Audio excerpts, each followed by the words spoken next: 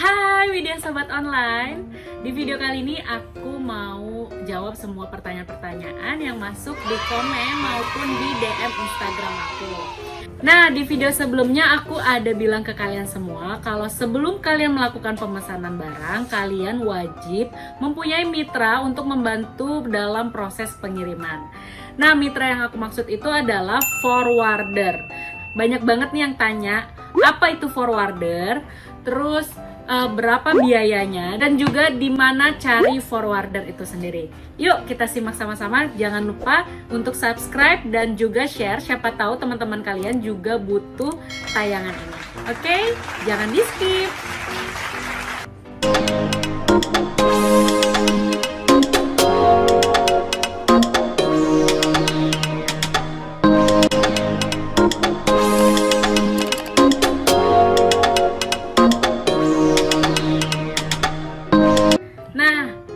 Pertanyaan, dia nanya, Kak, apa sih itu forwarder?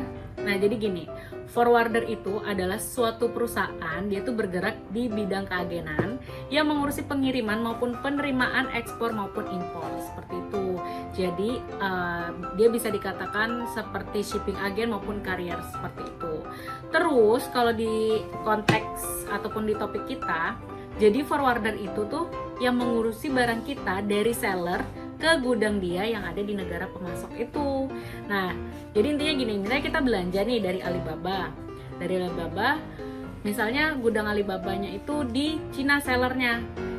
Kita pesan, terus kita masukin gudang forwarder yang ada di Cina itu juga. Nah, misalnya, tapi kalau misalnya kalian cari sellernya itu ada di Belanda misalnya, kalian cari forwardernya yang ada gudangnya di Belanda, seperti itu. Terus habis itu forwarder itu nantinya akan mengurusi barang kita dari seller ke negara kita yang ada di Indonesia. Jadi kita nggak perlu repot-repot lagi tuh ngurusin pajaknya, biaya masuknya, atau biaya-biaya lainnya yang sangat memusingkan. Karena biaya yang kita keluarkan untuk forwarder itu udah termasuk include semuanya. Seperti itu. Jadi kita nggak perlu pusing lagi mikirin izin impor ekspornya, mikirin biaya masuknya ataupun pajaknya. Jadi sesimpel itu sih. Jadi kita serahin aja semua ke forwarder. Seperti itu. Kita lanjut ke pertanyaan kedua. Oke. Ada yang nanya, di mana sih Kak mencari forwarder? Terus apakah harus di negara tempat kita pesan barang? Ini langsung aku jawab aja ya. Ini jawabannya tidak. Jadi forwarder yang kita cari itu harusnya berasal dari negara kita malahan. Tapi dia punya gudang di seller, di mana, di tempat kita pesan barang gitu. Jadi kita cari forwardernya itu dari tempat asal negara kita. Misalnya kita di Indonesia, ya cari forwarder yang berasal dari Indonesia, tapi dia punya gudang yang ada di tempat kita pesan barang. Seperti itu. Terus kalau untuk di mana cari forwardernya, itu kalian tuh bisa cari di googling ataupun di medsos-medsos. Terus tapi pastikan forwardernya itu sudah terjamin aman, terus terjamin lisensinya, dan juga reputasinya pastinya ya. Untuk kalian yang mungkin ada di lokasi Batam, insya Allah akan aku bantu untuk proses forwardernya. Tapi kalau misalnya kalian ada di luar Batam, nah itu kayaknya kalian perlu pencarian yang pencarian yang panjang ya. Jadi kalian juga harus hati-hati ya. Kalian sebelum mengokekan forwarder itu kalian cari tahu dulu alamatnya di mana, terus abis itu reputasinya gimana.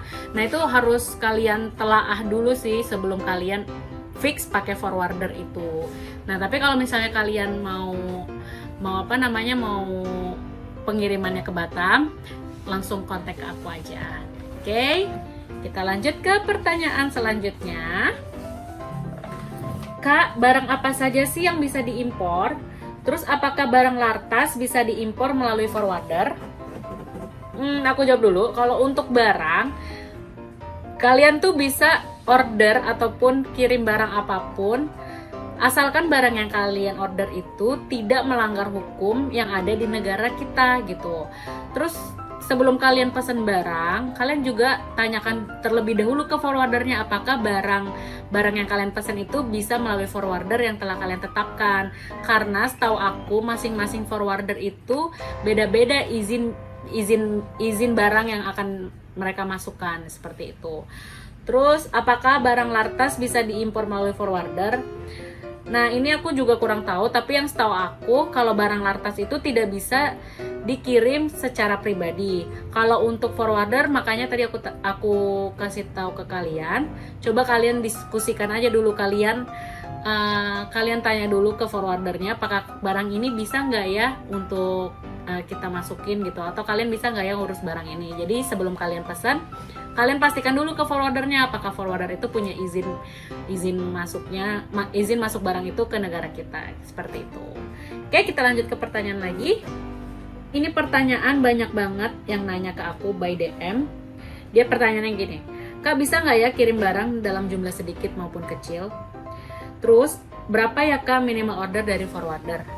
Nah, ini tuh kita tuh bisa banget untuk order dalam jumlah sedikit maupun kecil, apalagi kita misalnya baru mau coba-coba nih, aku mau jualan baju nih, minimal ordernya 100 gitu kan, aku order dulu deh 100, tapi itu kan belum, tapi bisa nggak ya gitu kan misalnya. Nah, itu bisa banget kalian dalam jumlah kecil itu kalian order tuh bisa. Terus abis itu berapa minimal order dari forwarder? Kalau minimal order dari forwarder itu kalian pastikan dulu ke forwardernya. Kalian tanya dulu berapa Kak minimal minimal pengiriman biasanya nih. Jadi forwarder itu ada 2 mekanisme pengirimannya. Yang pertama itu pengiriman melalui udara, yang kedua itu melalui laut. Biasanya kalau misalnya melalui udara dia hitung per kilogram dan estimasi penyampaiannya itu biasanya lebih cepat. Tapi kalau misalnya yang lewat laut itu hitungannya per kubikasi. Nah, minimal kubikasinya itu tergantung masing-masing dari forwarder kalian sendiri. Kalau misalnya kalian order sama aku nih, misalnya lewat forwarder aku, itu minimal ordernya 0,1 kubik. Tapi kalau misalnya di forwarder yang lain, aku juga nggak tahu ya, tapi rata-rata banyak yang bilang ke aku kalau misalnya mereka tuh hitungannya minimal 0,5. Misalnya kalian order 0,1, tetap dihitungnya 0,5. Jadi kalau misalnya minimal 0,5 gitu, kalian pastikan tuh orderan kalian tuh minimalnya tuh segitu gitu. Karena sayang kalau misalnya orderan kalian terus ternyata kubikasinya tuh cuma 0,1 atau 0,2, kalian dihitung 0,5, itu rugi banget sih kalau menurut aku ya. Jadi kalian pastikan dulu tuh kalau misalnya forwardernya tetapin harus 0,5, kalian pesan barangnya tuh harus 0,5 juga gitu, biar nggak kebanyak kebuang gitu. Oke, kita lanjut lagi nih, ada pertanyaan sebentar.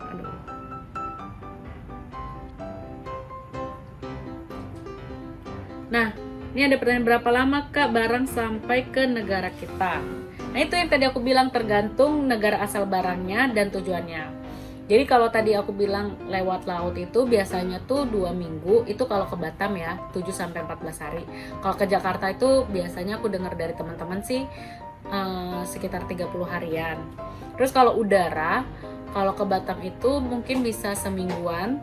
Kalau misalnya ke Jakarta itu sedengar aku bisa 2 mingguan seperti itu. Nah, terus kalian pastikan dulu. Jadi itu tuh estimasi waktunya itu dari gudang mereka yang ada di negara yang kita pesan barangnya itu nyampe ke negara kita ya, yang tadi aku sebutin. Nah, terus kalian juga harus hitung estimasi waktu dari si sellernya itu ke gudang forwarder yang kalian pesan barang itu. Kalian ngerti nggak ya? Bingung juga nih aku. Jadi gini, kalian pesan barang nih di Alibaba. Nah, Alibaba ini kan misalnya kirim ke gudang kita. Misalnya gudang kita ini ada di kota A, padahal si sellernya itu adanya di kota B. Jadi misalnya di kota si sellernya itu kirim barang dulu ke kota A, itu bisa mencapai 3 hari atau sehari. Iya kalau kotanya sama. Kalau kotanya sama tuh biasanya langsung sehari sampai. Kalau kotanya jauh, itu tuh bisa memakan waktu yang cukup lama juga. Jadi kalian pastikan dulu ke sellernya sebelum kalian pesan. Ini kira-kira ke gudang aku yang di alamat sini berapa hari ya gitu kan. Oh 3 hari berarti nyampe ke gudang. Nanti setelah udah nyampe barang itu di gudang pun itu pun memilah-milah lagi gitu kan. Yang masuknya itu bisa sehari 2 hari setelah barang kalian masuk, karena barang itu kan ditumpuk-tumpuk dulu gitu biar langsung jalan ke negara asal tujuan. Jadi bisa-bisa itu estimasinya kalau misalnya yang dari gudang itu yang tadi aku sampaikan bisa sampai 30 hari kalau misalnya ke Jakarta. Kalau ke Batam tuh 7 sampai 14 hari. Tapi kalau misalnya kalau misalnya lewat udara itu biasanya lebih cepat kayak gitu. Semoga kalian ngerti ya. Oke, kita lanjut lagi. Kak, berapa sih biaya jasa untuk forwardernya? Jadi kalau untuk biaya jasa forwarder itu sendiri, itu biayanya itu variatif, tergantung metode pengiriman yang kalian pesan, misalnya apakah lewat udara ataupun lewat laut. Juga tergantung jenis barangnya, karena masing-masing jenis barang berbeda-beda juga harganya. Terus habis itu tergantung negara barang yang kalian pesan, sama tergantung pelabuhan tujuannya. Misalnya gini, kalian order barang dari Cina ke Jakarta. Kalau kalian menggunakan metode pengirimannya melalui udara, itu harganya setahu aku, yang aku pernah dengar dari teman onlineku yang pernah impor duluan, itu kalau ke Jakarta sekitaran 180 sampai 300 ribu per kilogram. Tapi kalau misalnya lewat laut, itu kisaran harganya 6 sampai 12 juta per cm kubik.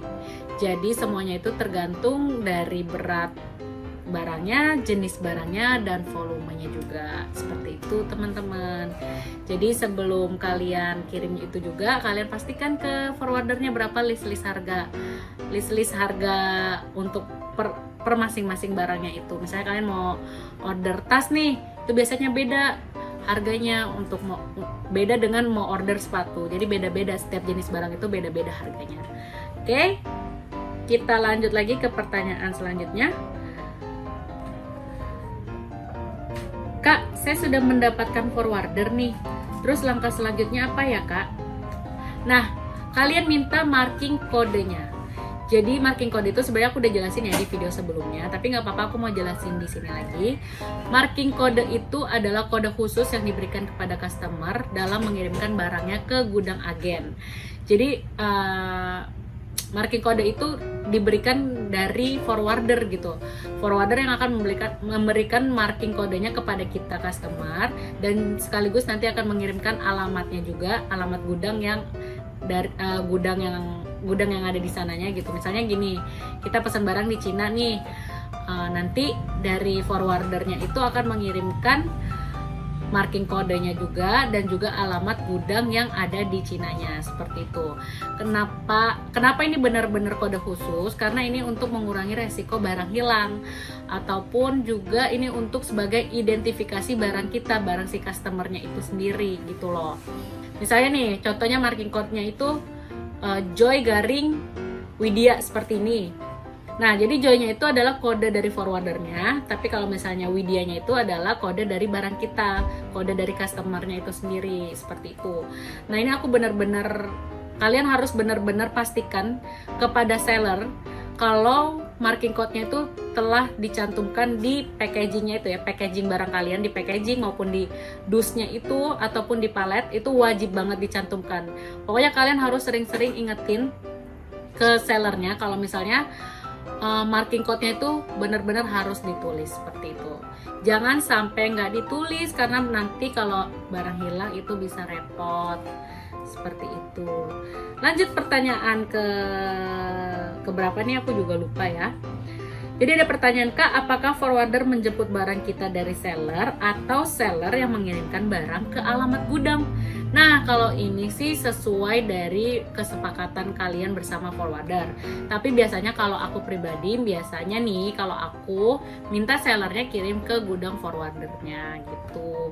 Tapi kalau misalnya kalian menemukan forwarder yang bisa melayani menjemput barang ke seller, itu malah lebih bagus juga gitu. Jadi tergantung kesepakatan kalian sama forwardernya. Pertanyaan selanjutnya, Kak, barang yang sudah saya pesan dan sudah melalui forwarder di mana ya Kak saya bisa ambil dan terima nantinya. Nah, kalau untuk barang yang udah kalian impor itu, terus kalian mau ambil di mana ataupun terima di mana, itu sesuai kesepakatan kalian lagi bersama forwardernya itu. Jadi misalnya nih, forwardernya itu alamatnya itu beda daerah sama kalian. Nah, nanti forwarder itu akan melakukan kesepakatan sama kalian, nanti barang udah sampai ke gudang mereka mau dikirim via apa nih Kak, apa via JNE, pos ataupun ekspedisi lainnya. Nah, tapi kalau misalnya kalian itu satu kota dengan forwarder yang kalian tetapkan, itu sih biasanya mereka memberi pelayanan door to door, jadi kalian tinggal nunggu di rumah. Jadi pas barang yang kalian impor itu udah sampai ke gudang forwarder itu, nanti biasanya sih langsung diantar ke rumah kalian tinggal tunggu di rumah kalian aja gitu. Tapi itu biasanya yang satu kota. Nah, kalau yang beda kota yang tadi aku udah jelaskan, jadi ada biaya ekspedisi lagi tuh nanti.